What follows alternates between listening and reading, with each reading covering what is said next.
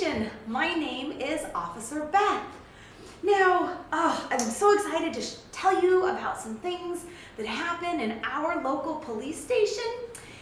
But sometimes being a police officer is a thankless job. People don't thank you often for doing it because we're enforcing the laws and it feels like we're ruining people's fun. But the laws are for the good of the community. They're to help us live together and to get along and to set rules for us to follow so we know how to treat each other. So it's good for the community, even though sometimes it feels like we're ruining our fun. But that reminds me of a time in the Bible where Israel chose not to follow the rules and how it ruined things for them.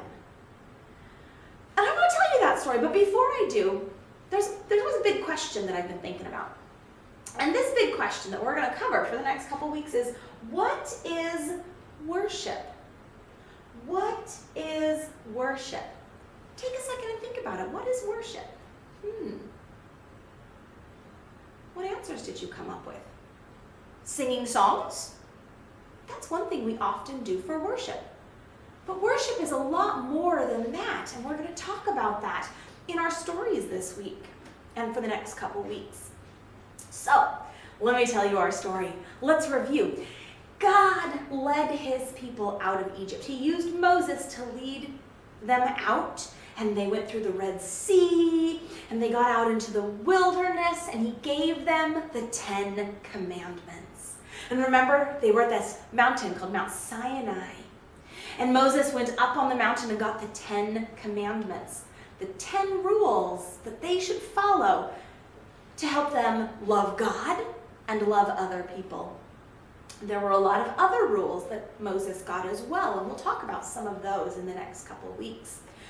But Moses was up there, and he was up there for a long time. We're not talking just a couple hours, days, weeks, a month. And the people started to get worried. And they thought, oh no, what if Moses is gone? What do we do? And they started to doubt God. So they went to Aaron, Moses' big brother, and they said, Aaron, we need a God, capital G, or small g. We use God capital G because that's his name.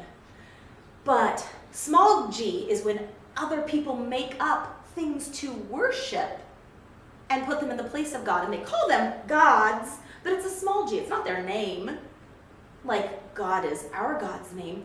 Small g means it's not a real God, it's a fake God. And they said, we need a God, small g. So Aaron had them bring gold, and Aaron made a golden calf out of it, and they worshiped it. Now, God knew what was going on. He's up there on Sinai talking with Moses, giving him the commandments and other rules and laws that the people should follow so that they could be God's chosen people. And he knew what was going on, and he was mad. In fact, he wanted to destroy them. He's like, that's it. They keep doubting me. They keep questioning me. Now they're worshiping another God. That's it. I'm gonna destroy them. And Moses says, no, please don't.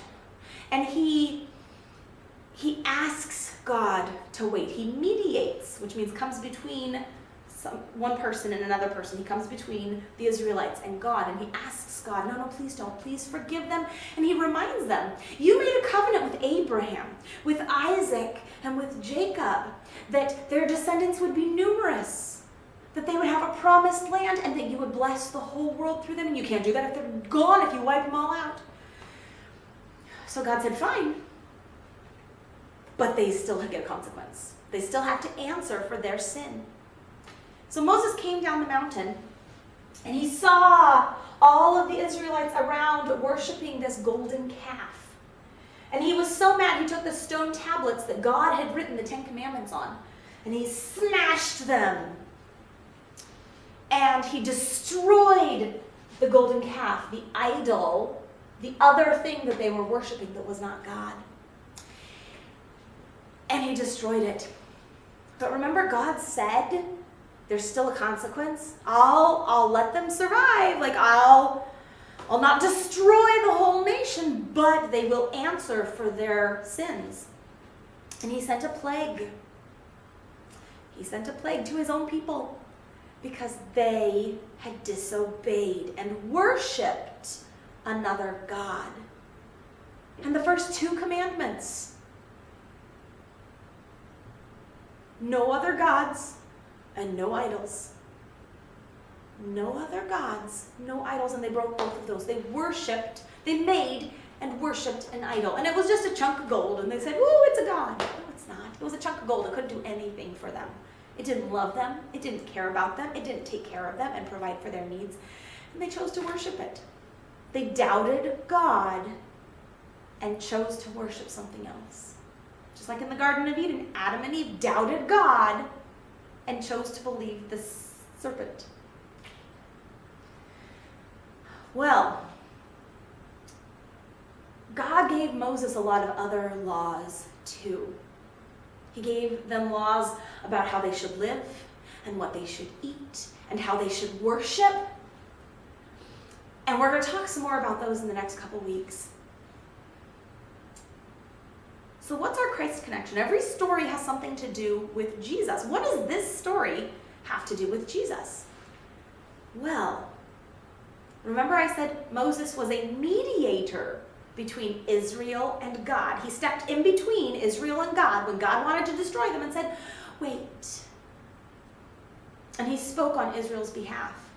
Well, Jesus is the mediator between us, sinners, and God, who is perfect. And what's the consequence for sin? The consequence for sin is death. But Jesus is our mediator.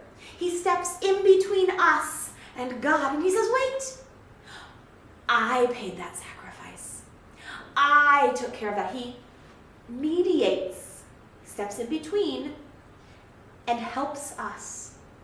And he took that consequence. God, now the consequence wasn't gone. God just put it on hold. They got a plague, but he put the big consequence, destroying them. They all got death eventually, which was the big consequence. And we're going to talk about how to forgive those sins. How did God forgive those sins? And there was a way that he forgave those sins, and we're going to talk about that. And it all has to do with Jesus. And because of Jesus, God forgives, because he mediates between us and God. So, let's go back to our big question. What is worship? Worship is celebrating the goodness of God.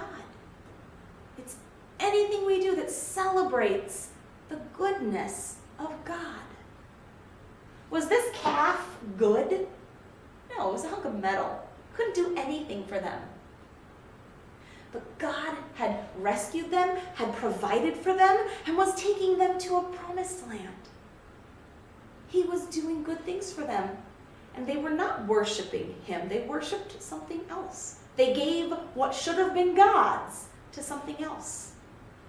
Like when Adam and Eve chose not to trust God, they chose to trust the serpent. They gave what should be God's trust to something else. So, we learned that God disciplined his people for worshiping a golden calf. They got disciplined. Have you ever been disciplined? Maybe you do something you're not supposed to do and you get a consequence. That's a discipline. Discipline is correcting so that you can learn and you can do better next time. And he sent the plague to teach them that was wrong and you need to do better next time. You need to do different, make a different choice. He disciplined them because he loved them. And he didn't want them to be stuck in their sin and stuck worshiping something that couldn't love them back. We serve a good God, and good gods have to discipline us. Just like our parents. I know we don't like being disciplined. I never liked it when my parents disciplined me, but I knew they wanted me to be a good person and to grow and be a better person. Just like police officers, we don't like punishing people and giving them tickets or arresting them. But we want them to learn, and we want to protect other people. And sometimes we have to discipline to protect. So that's our story for today. In the next couple weeks, we're going to talk more about these laws and what they do for us and how they help us. So thanks for visiting the station, and I'll see you guys later.